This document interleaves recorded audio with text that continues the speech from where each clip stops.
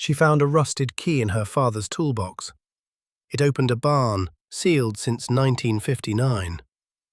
What she discovered inside wasn't just a family's past. It was a choice that would redefine her future and force her to decide what the word home truly meant.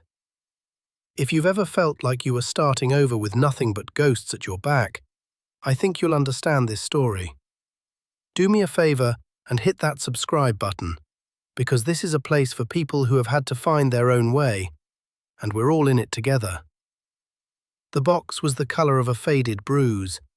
It sat on polished linoleum in the administrative office, a dented metal rectangle holding the entirety of my inheritance.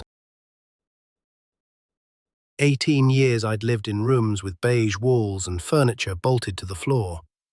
Today, on my 18th birthday, I was being handed this toolbox and my walking papers. Mr. Henderson, my caseworker for the last 4 years, nudged it forward with the toe of his sensible shoe. He was a man built from soft edges and tired kindness. His face wore that expression he saved for difficult goodbyes, professional sympathy blended with genuine regret. Quote _0 __. I stared at it, not at Mr. Henderson, not at the release forms on his desk, at the box, heavy duty, the kind a mechanic or carpenter might use, rusted clasp, the faint lingering scent of oil and sawdust reaching me from across the room. My father. I had 2 faded photographs of him and a collection of state-sanctioned narratives. He was a transient, a handyman, a man who couldn't stay put. He'd signed over his rights when I was 3 and died in a construction accident when I was 10. The stories never quite lined up, but they all ended the same way, with me alone. The words came out small and thin, the kind of voice you use when you're trying not to let it shake.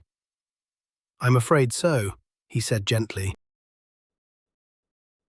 He slid a thick manila envelope across the desk. This, too.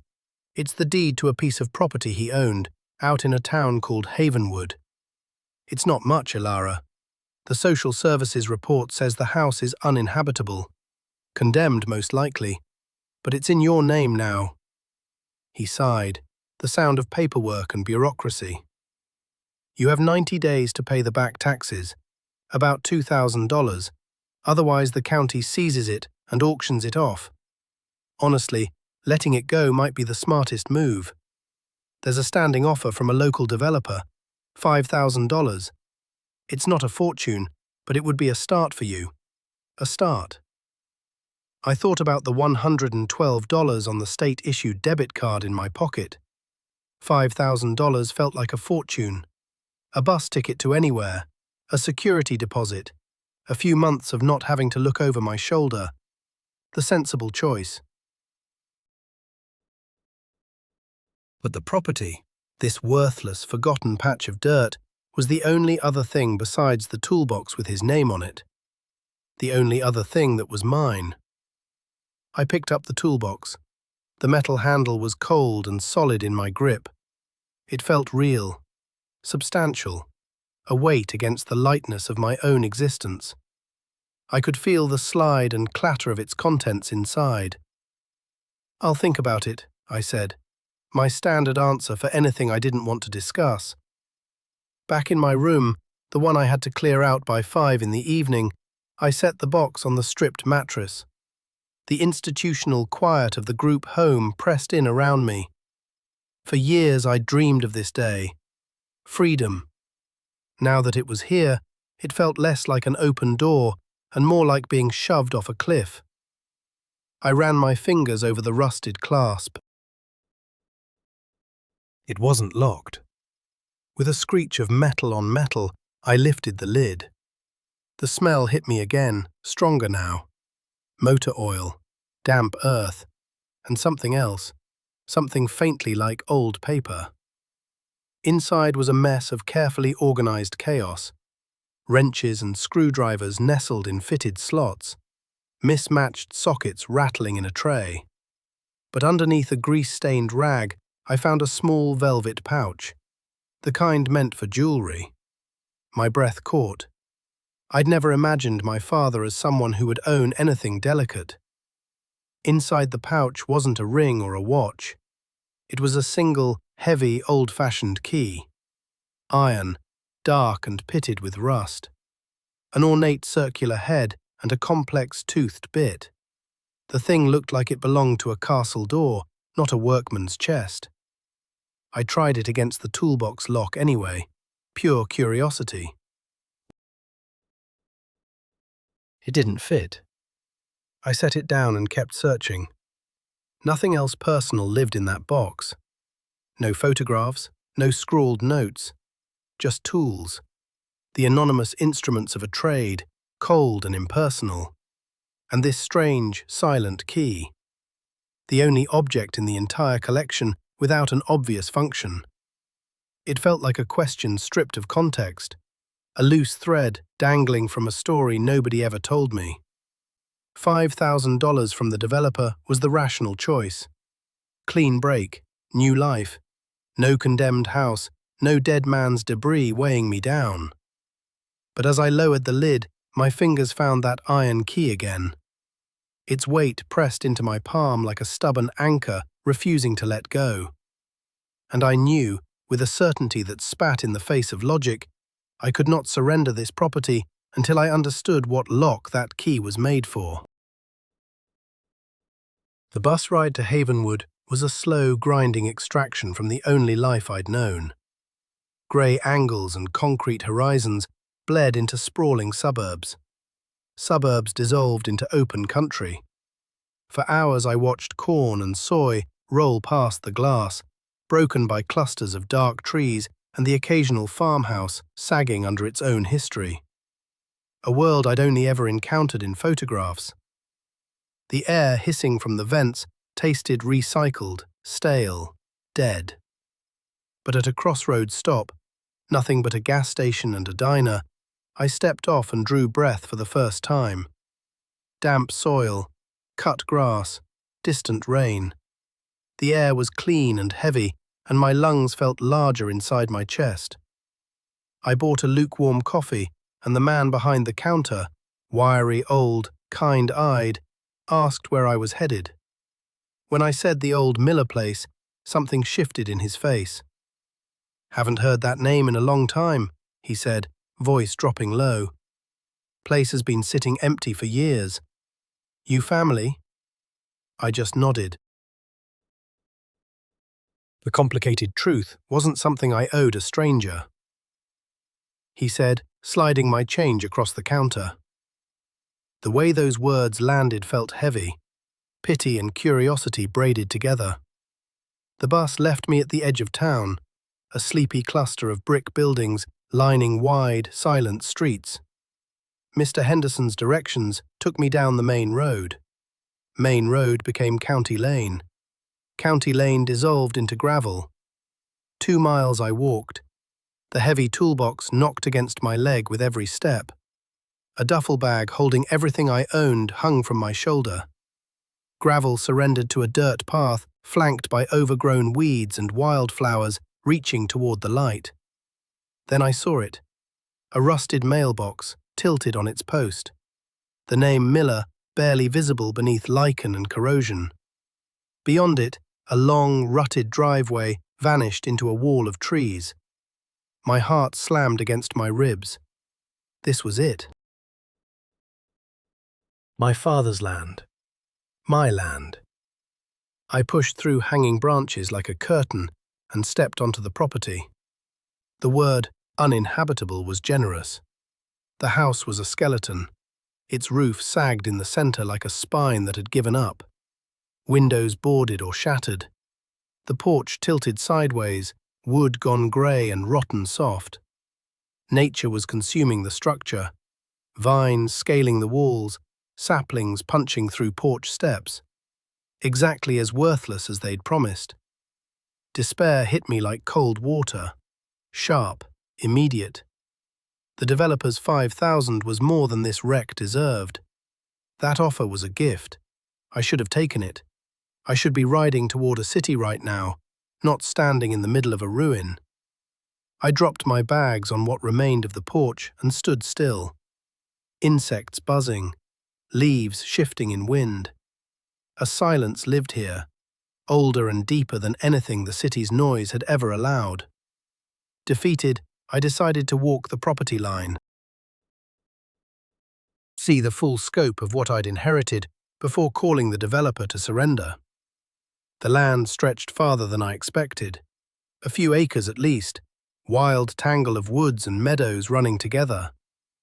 As I rounded a dense cluster of oaks, I saw the second structure, a barn, enormous. Unlike the house, it had weathered the decades with stubborn dignity. Dark wood, aged but solid. Its gambrel roof still ran straight and true against the sky. Massive doors held shut by a thick wooden beam. Bolts rusted solid into place. It looked less like a building and more like a vault. It stood there majestic and threatening, a silent colossus presiding over the house's slow collapse. I circled its perimeter, dragging my palm along rough, splintering planks. On the far side, nearly swallowed by wild lilac gone feral, I found a smaller door, human-sized, built from the same brutal timber and fastened with a padlock thick as my fist. The lock was a monster of old iron, crusted in bright orange rust. But its shape stopped me cold. Ornate, circular, identical to the head of the key from my father's belongings. My breath caught hard. I dug into my pocket with clumsy fingers, pulled out the key. My hands wouldn't stop shaking. The thing looked ancient, a relic pulled from some other century. I held it up against the lock, a perfect match. The key slid in with a dry, scraping whisper. Stiff. Decades of disuse had seized the mechanism, and for one terrible moment I believed it was useless. It refused to turn. I braced my shoulder against the door, threw my body weight into it, teeth clenched. Davis's offer flickered through my mind. $5,000. A clean break. No mysteries, no rusted locks, no collapsing houses. Just money and a future I could steer with my own hands. But the solid heft of that key, the way it seated so perfectly in this impossible lock, it was a connection, a message left across years. My father had kept this key apart from everything else, tucked in velvet, hidden deliberately. He wanted it found. One last desperate shove. A groaning crack split the silence as decades of corrosion surrendered. The shackle popped free with a sigh of released pressure. My hands shook so violently I could barely wrestle the padlock loose. The door was impossibly heavy. I hauled on the iron handle and it fought back, grinding against the warped frame. I squeezed through the gap I'd forced open and plunged into cool, absolute darkness. Air rolled over me, thick and motionless. It carried the smell of ancient hay, dry earth, and something deeper. The scent of sealed time, preserved, undisturbed. I stood just inside the threshold, letting my eyes struggle toward adjustment, my heart hammering against the vast, resonant quiet. The darkness was nearly total. Thin slivers of daylight pierced through cracks in the plank walls like laser beams, catching swirling galaxies of dust suspended in their paths. Stepping inside felt like entering a cathedral built for forgotten things. Slowly my vision sharpened. The scale revealed itself. The ceiling soared overhead, laced with massive crossbeams where swallows had nested years ago. The main floor stretched out, cavernous, populated by ghostly shapes beneath heavy canvas tarps. A hulking form at center was likely a tractor. Others suggested plows, threshers, old wagons. Everything wore the same uniform coat of grey dust, a soft shroud that erased edges and swallowed sound. A museum of a life interrupted without warning. I moved deeper, each footstep releasing small clouds from the wooden boards beneath me. The silence was so total I could hear my own breath whispering, my own pulse thumping. The space felt sacred, deliberately sealed away from the living world.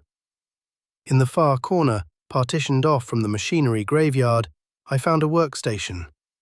A heavy wooden bench stood flush against the wall, its surface marked with the faint silhouettes of tools long removed, their ghosts outlined in dust. A pegboard above held what remained: a rusted handsaw, a pair of pliers, a hammer with a handle worn smooth from years of grip. This corner had been used more recently than anything else in the barn. The dust sat thinner here, the air less dead. This was my father's space. I knew it the way you know a voice before you see a face. It carried his same energy of organized purpose, the same deliberate arrangement as his toolbox. And there on the workbench, pushed back against the wall, sat a small olive-green metal box, the kind meant for ammunition or critical documents. Closed, not locked. My hands, still black from fighting the padlock, trembled as I reached for it. The hinges shrieked in protest as I lifted the lid. Inside, resting on a bed of yellowed cotton, lay a stack of envelopes bound together with faded twine. Addressed to me, for Ilara, written in a strong, masculine hand, the ink slightly faded but perfectly clear. I lowered myself onto a wooden crate, the metal box resting heavy in my lap. I was terrified to open them. These letters belonged to a ghost, a man I'd built entirely from scraps of overheard conversations and a child's desperate imagination. To hear his voice, even through ink on paper, felt like it might destroy the fragile truce I'd brokered with his absence. But I hadn't come all this way to stop now. I untied the twine, lifted the first envelope, dated just after my 16th birthday. My fingers trembled as I unfolded the single page inside. Quote 10, quote, it began. Quote 11, quote. I had to stop. A sob, thick, jagged, brutal, ripped itself from my chest. I ground the heels of my palms into my eyes, but the tears were already falling, unstoppable. My whole life, I'd carried the story of my abandonment like a stone lodged deep in my gut. He didn't want me. I was too much trouble. He walked away. Simple, brutal. A narrative that had shaped every corner of who I became. And in a single paragraph, this letter was ripping it apart at the seams. I dragged in a shuddering breath, forced my eyes back to the page. Underscore, underscore, quote, underscore, 12, underscore, underscore. I read it again, then a third time, the words swimming through salt water. I wept for the little girl who believed she was unwanted, for the man who'd lived a solitary life, carrying this secret, convinced he was doing right, for the years stolen from us both, the conversations that would never happen now. Grief pressed down on my ribs like a physical weight, dense, suffocating. He hadn't abandoned me. He had hidden me, sacrificed his reputation, his life beside me, so I could have a shot at something ordinary. The anger I'd nursed for decades dissolved into a vast, aching sorrow. The growl of a car engine crawling up the long driveway jolted me back. I wiped my face fast, shoved the letter into the box. My heart hammered.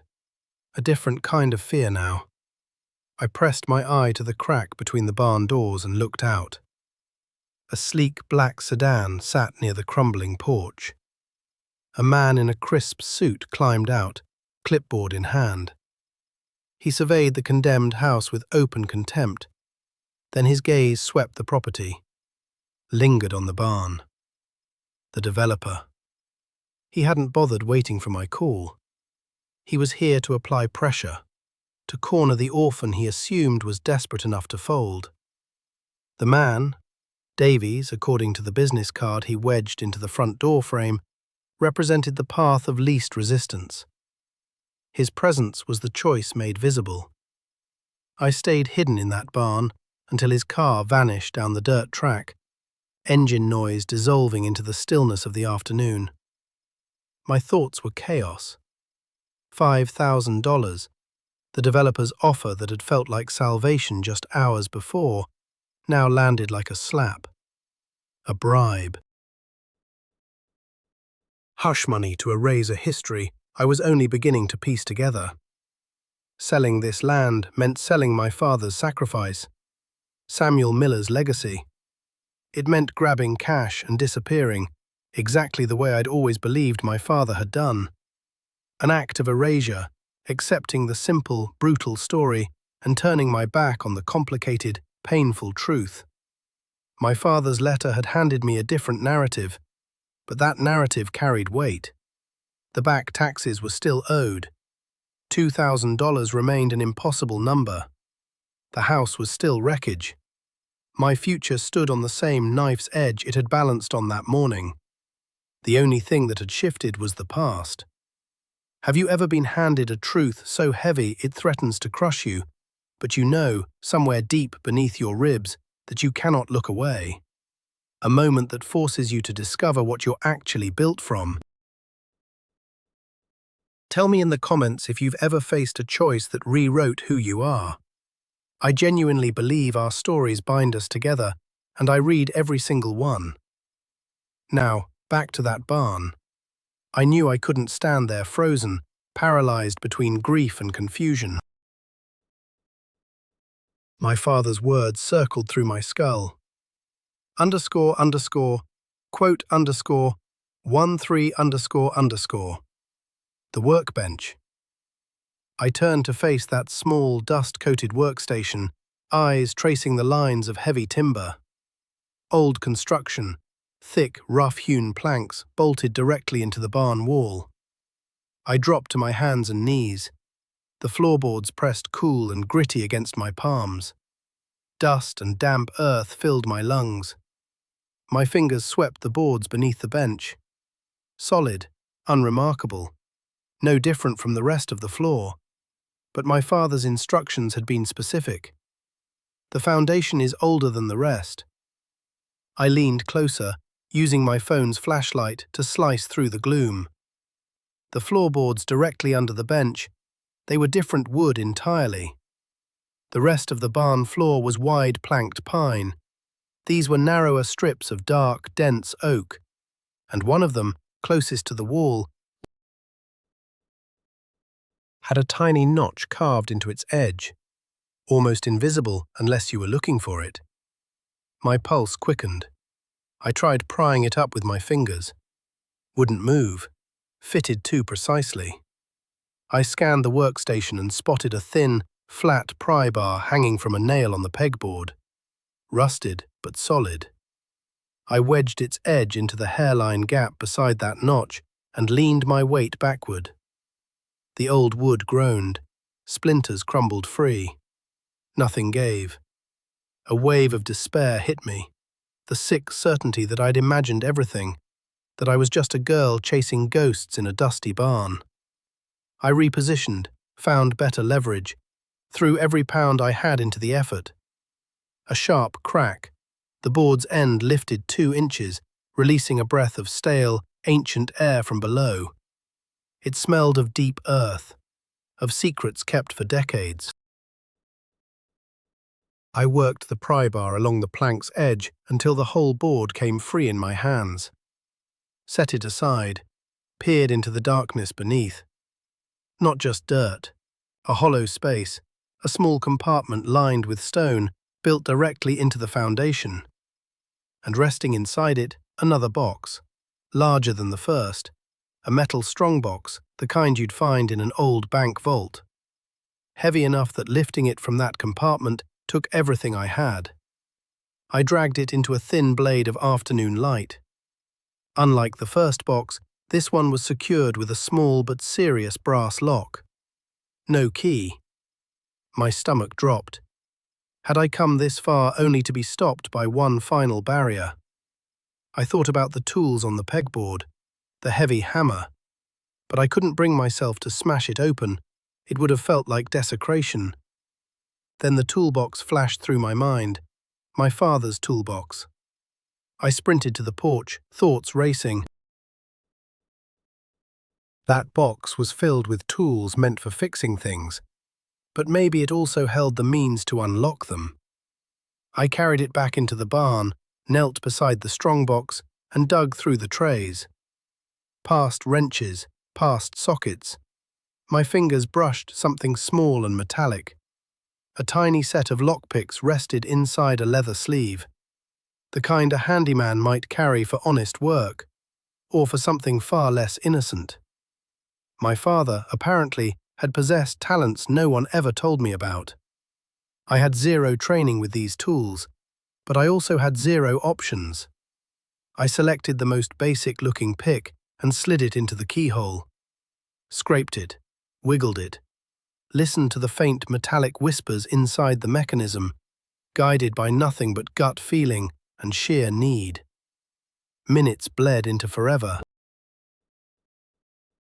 Right at the edge of surrender, I felt it.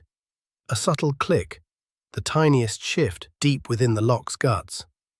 I twisted the tension wrench. The lock gave way. I raised the heavy lid of the Strongbox, my breath locked somewhere behind my ribs. Everything inside had been packed with surgical precision. On top sat another bundle of letters, tied with the same rough twine as before. Beneath them, wrapped carefully in oilcloth, lay several thick bricks of cash. I pulled one free. Old bills, 50s and 100s, cool and crisp against my fingertips. I counted one bundle quickly. $5,000. At least 10 bundles filled the box. $50,000, maybe more. A sum that could remake a life entirely. Enough to cover the taxes, restore the house, fund a college education. Enough to become anyone. This was the choice my father had wanted to leave me. But staring at that money, I knew with absolute certainty it wasn't the most important thing in that box. The real treasure, the true inheritance, waited in the letters underneath. I moved the cash aside and lifted the older stack. These were different. The paper had yellowed deeper. The handwriting belonged to someone else, not my father. His grandfather, Samuel Miller, the man who had sealed the barn. These were his journals. I started reading, and the hidden history of that quiet barn and this forgotten farm unspooled before my eyes. Samuel Miller, my great-grandfather, had been part of a network, a kind of modern-day underground railroad. It began after the war, helping displaced families, people who had lost everything, people fleeing persecution in Europe, find new lives in America. He wasn't a spy, wasn't a soldier, just a farmer with a large barn and an unshakable sense of what was right. This barn, this supposed agricultural building, had been a way station. The journal entries described families arriving in the dead of night, terrified, exhausted. They would shelter in a secret cellar beneath the hayloft, a space I hadn't even discovered yet, while Samuel and his wife arranged their passage further west. He never accepted payment. He did it because he believed human duty demanded nothing less. The entries held brief, devastating descriptions. A young boy tasting fresh milk for the first time. A woman weeping at the simple gift of a warm blanket. A family singing quiet songs in a language he couldn't recognize. It was a story of immense courage wrapped in profound silence. Then the entries shifted. The year was 1959. The Cold War gripped everything, and the nature of their work had transformed. They were no longer simply helping refugees. They were sheltering defectors, people carrying dangerous knowledge. The risks multiplied beyond calculation. The final entry was dated October 17, 1959. Short. The handwriting trembling. They almost found us tonight. A car on the lane, lights cut. We got the family out through the woods just in time, but it was too close. I saw the look in my son's eyes. I cannot put my family in this danger anymore. The world has become too small for this kind of work. The risk is no longer just mine to bear. Tomorrow, I am sealing the barn. I will leave the tools on the bench as a monument to what we did. But this chapter is over. May God forgive me for the ones I can no longer help. That was it. He had walked away,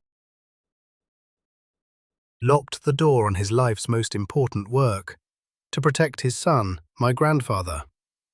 The legacy passed down through generations as a silent, dormant secret. My father had found these journals exactly as I had now. He understood the weight of what his grandfather had done. He felt the responsibility that came welded to that knowledge. His own letters, the final few in the pile, explained the rest. He had been slowly, carefully trying to determine what to do with all of it. He felt pulled toward honoring his grandfather's mission, toward using this property for something good again. But he was also terrified. The same dangers that had forced his grandfather to seal the barn, those dangers hadn't simply vanished. And the thought of dragging me into that darkness paralyzed him. His final letter was written mere weeks before his death. It read, "He never finished his plan. Death came before action could. The choice, the burden, the legacy, all of it fell to me. I sat on the dusty barn floor, letters and journals fanned around me like a collapsed constellation. The cash in its neat stack. Light through the wall slats had gone deep gold, day bleeding out. I was no longer an orphan with nothing. I was keeper of a secret, heiress to a legacy of courage, recipient of a father's desperate, total love. The question wasn't sell or keep anymore. It was what I owed the dead and what I wanted to build for the living. The air cooled as the sun dropped below the horizon, but I didn't stand. I stayed in the thickening dark, surrounded by my family's ghosts. The weight of their stories draped over me, not crushing but warm, like a blanket. For the first time in my entire life, I felt I belonged to something, connected to a current larger than my own small, lonely existence. The developer's offer, the sensible path, became unthinkable in an instant. Selling this land would be ripping out the final page of a book I was only now learning to read. It was a sanctuary. My father's letter named it that. My great-grandfather's actions made it so. It had sheltered strangers. Now it sheltered me. The $50,000 wasn't just a fresh start. It was a toolkit. The means to honor the past while constructing a future. My father's plan had been to give the property away, to shield me from it. But he couldn't know who I'd become. He couldn't know that the girl, raised in the sterile, rootless machinery of the system, would hunger for legacy more than a clean slate. I wanted the roots. I wanted the history. I wanted the weight of responsibility on my shoulders. This was no longer his story to finish. It was mine. Next morning, I woke on a pile of old canvas tarps, stiff and frozen through, but carrying a clarity of purpose I'd never once felt. I peeled $2,000 from one of the bundles, sealed it in an envelope, and walked 2 miles back into town. The county clerk's office sat in a small brick building on the square. The woman behind the counter studied me with that same mixture of curiosity and pity. The look from the gas station all over again. Quote 18__, I said, voice clear, steady. I slid the envelope across. She counted, eyebrows lifting, stamped a form with a satisfying thud. Just like that, the land was truly mine. First threat eliminated. My next stop was a payphone outside the general store.